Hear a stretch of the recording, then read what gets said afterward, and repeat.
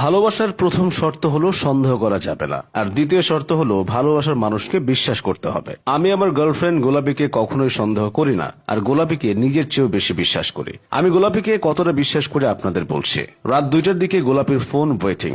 ও phone receive করতে আমি কইলাম, ফোন ওয়েটিং কেন? গোলাপী কইল, বাবু তুমি কি আমাকে সন্দেহ করো? আমি কইলাম, আরে না না, সমস্যা থাকতেই পারে, এখানে সন্দেহের কি আছে? কয়েকদিন আগে দেখলাম বসুন্ধরাতে ছিঁড়া ফাটা প্যান্ট পরা এক ছেলের সাথে গোলাপী হাত ধরে ঘুরে বেড়াচ্ছে। আমি এগিয়ে গিয়ে কইলাম, এই ছেলে কে?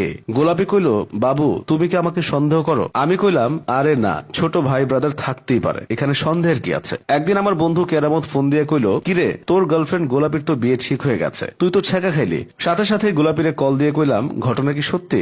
সে কইল, দেখো বিয়েটা আমার বাবার জন্য করা, বাবার হার্টের অসুখ, তাই বিয়েটা করতেছে, কিন্তু আমি তো তোমাকেই ভালোবাসি, কিছুদিন পরে তো আমি তোমার কাছে ফিরে আসবো। আমি আমতা আমতা করে কইলাম, কিন্তু গোলাপী কইল, বাবু তুমি কি আমায় সন্দেহ করছো?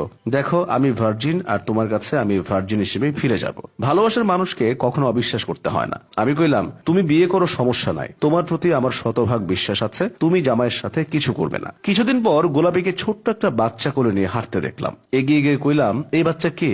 সে কইল, এই বাচ্চা আমারই, কিছুদিন আগেই হয়েছে। আমি আমতা আমতা করে কইলাম, কিন্তু তুমি তো বলেছিলে জামাইয়ের সাথে কিছু করবা না, তাহলে বাচ্চা হইলো কিভাবে? গোলাপী কইল, দেখো বাবু, হঠাৎ কি করে যেন কি হয়ে গেল, আমি আসলে বুঝতে পারিনি। বিশ্বাস করো আর কখনো এমন হবে না, এইটাই শেষ বাচ্চা। আমি তোমাকে অনেক ভালোবাসি, তুমি আমার জন্য ওয়েট করো, আমি ফিরে আসবো।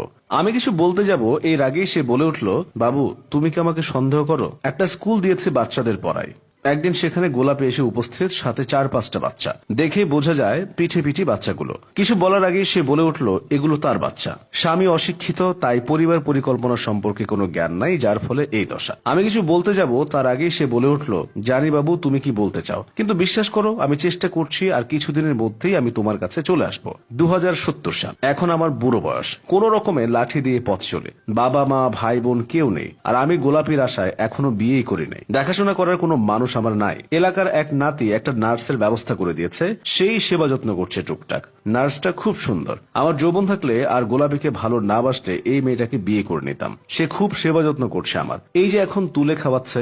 এমন সময় ঘরে এক বৃদ্ধা মহিলার প্রবেশ, জীবনে দেখেছি বলে মনে হয় না। নার্সকে কইলাম, তুমি কন্টিনিউ করো। এমন সময় সেই বৃদ্ধা এগিয়ে কইল, গোলাম হোসেন, এই ছিল তোমার মনে? তুমি আমার জন্য ওয়েট করতে পারলা না? অবশেষে তুমি কিনা একটা মেয়ের বয়সী মেয়েকে। ছি গোলাম হোসেন, ছি, আমার ভাবতেও কষ্ট হচ্ছে। তোমার ভালোবাসা এতটাই নগণ্য যে আর কটা দিন অপেক্ষা করতে পারলে না? কণ্ঠ শুনে বুঝলাম, আরে এটা তো গোলাপী। কিছু বলতে যাব, বরাবরের মতো গোলাপী আগে কইল, এই ছিল তোমার মনে? এই জন্যই ছেলেদের বিশ্বাস করতে নেই। আমি ভুল করেছি তোমার মতো ছেলেকে ভালোবেসে। আমি তোমাকে ঘৃণা করি। আই হেট ইউ গোলাম হোসেন। আমি রেগে গিয়ে কইলাম, তুমিও তো বলেছিলে সেই কবে আমার কাছে তুমি ভার্জিন হিসেবে ফিরে আসবে, কিন্তু এখন তো আমার আর কিছুই করার নেই। গোলাপী কইল, আমি তো এখনো ভার্জিন। ভাইরে, এই কথা শুনে আমার কদম জোড়া কান্ধে উঠে গেল। মাথা ঘুরছে, মনে হয় প্রেসার বেড়ে যাচ্ছে। সায়েন্সের সব থিওরি উল্টে দিয়ে 5টা বাচ্চার মা হওয়ার পরও আমার প্রেমিকা নিজেকে ভার্জিন দাবি করে। কিছু বলতে যাব, এর আগেই সে বরাবরের মতো